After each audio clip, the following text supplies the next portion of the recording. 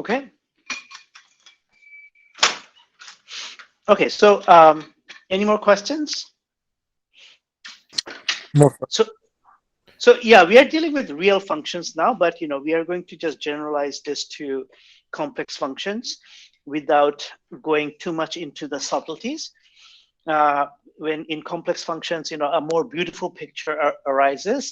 And for that, I'm just going to refer you, if you are interested in, understanding the really beautiful geometry of Fourier transform that comes from transforming complex functions, I am going to refer you to 3 blue, 1 brown. Okay. So 3 blue, 1 brown has some very beautiful, videos on complex Fourier analysis of complex functions. So for us, what we are going to do is that, when psi of x becomes like a complex functions, if it was real, then a of k its complex conjugate would be equal to a of minus k, right? And but if psi of x is a complex function, then we just remove this condition from a of k. Okay.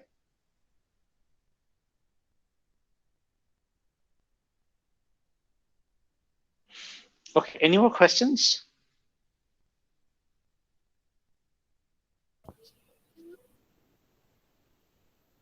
Sir মানে যদি ধরেন যে আমরা delta সাই delta এ যেটা করতেছিলাম ওখানে যদি কোনো এপসাইলন থাকতো তখন হচ্ছে যে এপসাইলন টেন্ডস টু 0 ধরলে হচ্ছে মানে ওই মাল্টিপ্লিকেশনটা 0 হয়ে যেত, তখন মানে তখন বলা যেত যে এরকম মানে কোনো আনসার্টেনটি থাকবে না এরকম, মানে যদি right, কিন্তু exactly.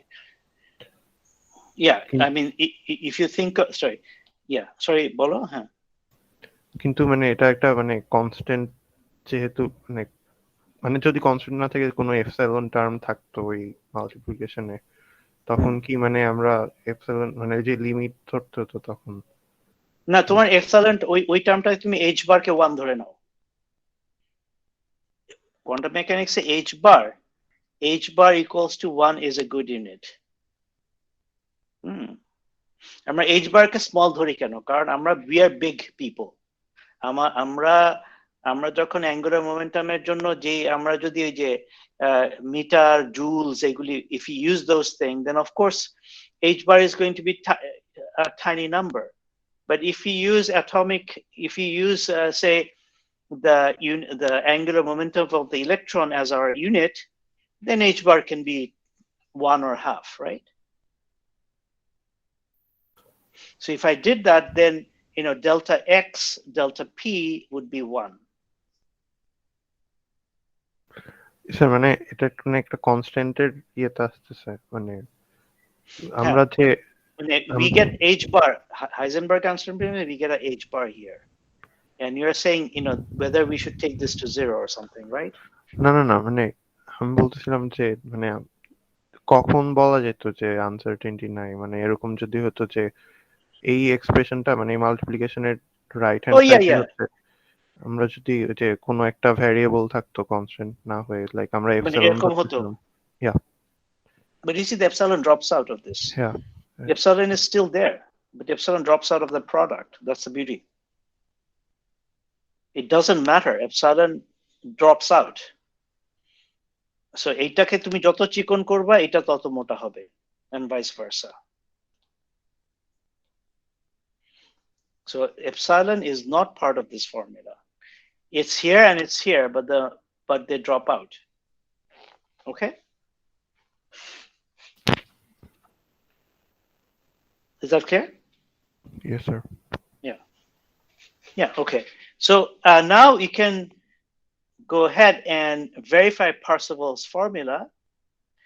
And the Parseval's formula is a minus infinity to plus infinity of a of k d of k is equal to minus infinity to plus infinity of psi of x squared d of x but this is 1, right? Because we know this is 1. You know, and the way we've defined our function. So this is actually a trivial integral.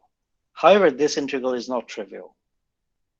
Okay, this integral is going to be 2 by pi epsilon integral from minus infinity to plus infinity sine squared of epsilon k over 2 divided by k squared d of k is 1. Okay, and it's not an obviously easy integral. Okay, so you know what we will do is that we will, in the next class, we will discuss how to do these integrals. Okay, so and that will basically we will use the techniques of contour integration. Okay, so in the next class, I will review the ideas of contour integration. Okay, so I presume a lot of you have had complex analysis. We had a complex course, Math 215, but not analysis.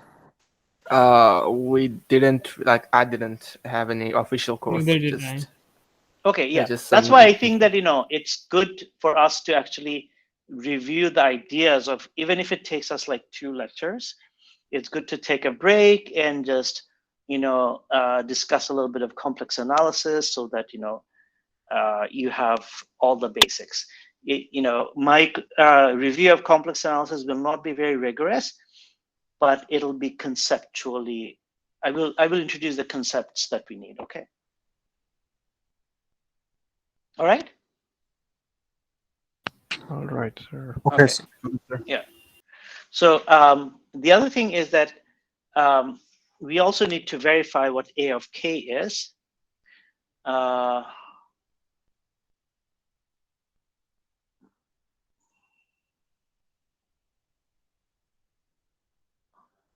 Right. So what we did is that, oh, actually we did verify what A of k is. Yeah. Sorry, psi of k. Yeah. No, that's fine. Yeah. Okay. All right. So let's do another example. And the next example is our favorite example, the Gaussian. Right? Okay. So this is a very important example. Psi of x is, say, square root of pi, square root of sigma, square root of pi within the square root, e to the power minus x squared by 2 sigma squared, okay? Where sigma is a positive real number. Okay, so this is the Gaussian. Now, the Fourier transform of this is A of k. And this is very easy to do, and I will leave it as an exercise for you to do. So you show.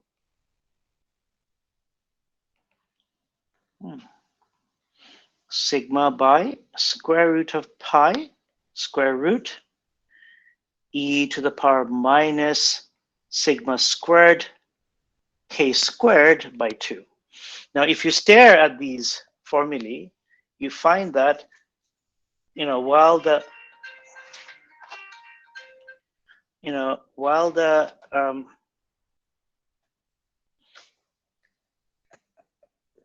the Gaussian position space has a certain width, say, so this width is sigma. Okay, this is basically a width at which the Gaussian becomes 1 over e of its peak, right? So this is psi of x. But here you see sigma squared is in the numerator in the argument, whereas here sigma squared was in the denominator of the argument. So if we plot the Fourier transform, in K space. So this is A of K, right? So we see that, you know, this thing is going to be 1 over sigma, right? And therefore, you know, delta of psi and delta of A is going to be of order 1, just as before. So it is something, so we see that this is something that is a generic feature of Fourier transform, right? So that's the, yeah. And the way we have defined these things, we also have from Parseval's formula.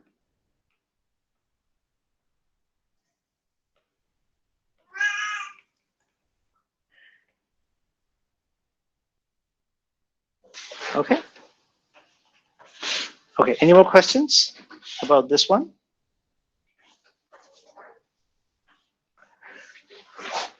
No, sir. Okay. Okay. So I think that, you know, I can go on and start complex analysis, but I think it's probably a good idea to stop here, and so that, you know, in the next class we can start complex analysis from scratch, and also it's very late. Is that all right?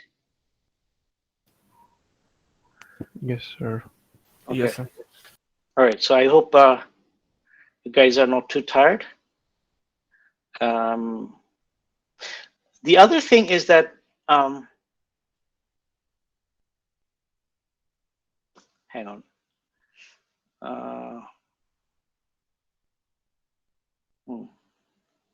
Okay, no, I'll get back to it when after I do complex analysis, when I go back to physics land, because this is more or less kind of we're doing mathematics, right?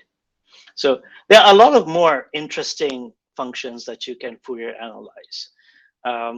You know, if you ever do labs, in labs you have something called an oscilloscope, and on an oscilloscope you can make some very interesting signals, and there you can create even circuits which actually Fourier transforms your, you know, Fourier transforms your signal, and that signal becomes then, you know, you can actually make devices which does Fourier transforms for you.